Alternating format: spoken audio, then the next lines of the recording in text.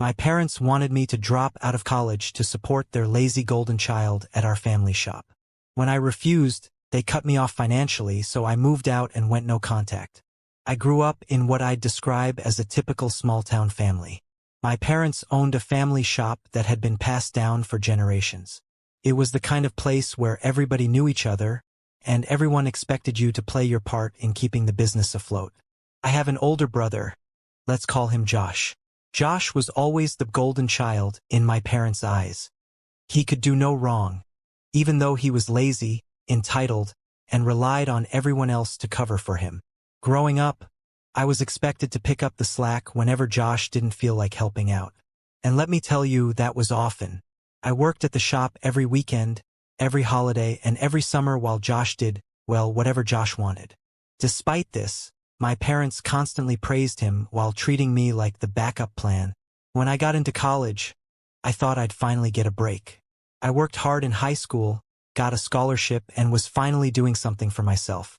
I was studying engineering, a dream I'd had since I was a kid, but apparently my parents had other plans. It all started during my second year of college. Business at the shop wasn't doing so well, or so my parents claimed.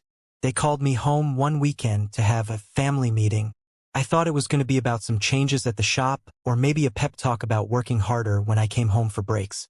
Instead, they dropped a bombshell. "We need you to leave school," my mom said, as if it was no big deal. I stared at her, thinking I'd misheard. "What? We can't afford to keep you in college right now," my dad chimed in. "Josh needs help running the shop, and it's only fair that you step up. You're part of this family. Fair? Fair." I was furious. Josh, the same guy who spent his days lounging around and partying, was the one they wanted me to sacrifice my future for? "I'm not dropping out," I said firmly. "I worked too hard to get here." "You're being selfish," my mom snapped. "Family comes first. Always." "No," I said, standing my ground. "Josh is older. He should be the one stepping up, not me." That's when my dad delivered the ultimatum. "If you won't drop out and come home, we won't pay for anything anymore. No tuition, no rent, no groceries. You'll be on your own." First, I panicked. I didn't have much saved up, just some money from my part-time campus job. But then, something clicked. Why was I letting them control me? Why was I expected to ruin my future while Josh got to sit back and do nothing? So I made a decision. I packed up my things, moved out of my dorm, and found a small room to rent off campus. It wasn't much, just a tiny studio in a sketchy neighborhood, but it was mine. I picked up extra shifts at my part-time job and started freelancing online to make ends meet.